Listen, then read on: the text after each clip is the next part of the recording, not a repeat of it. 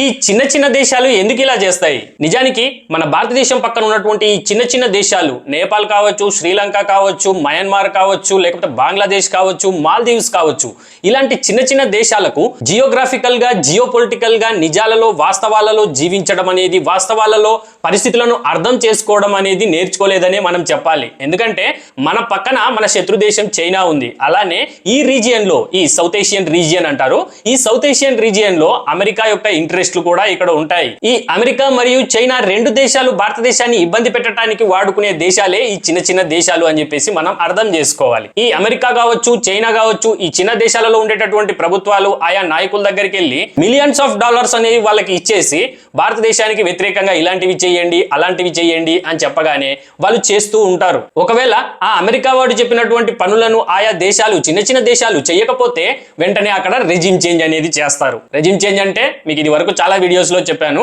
ప్రతి దేశంలో ఉండేటటువంటి 1,00,000 సమస్యల్లో ఏదో ఒక సమస్యకు ఆజ్యం పోసి దాని ద్వారా ప్రభుత్వాన్ని పడగొట్టి ఇంకో ప్రభుత్వాన్ని, ఇంకో నాయకుడిని, అంటే ఈ పశ్చిమ దేశాలు ముఖ్యంగా అమెరికాకు ఎవరైతే విధేయుడుగా ఉంటారో వాడిని తీసుకొచ్చి ప్రభుత్వంలో కూర్చోపెట్టి వాడి ద్వారా పనులు చేయిస్తూ ఉంటారు.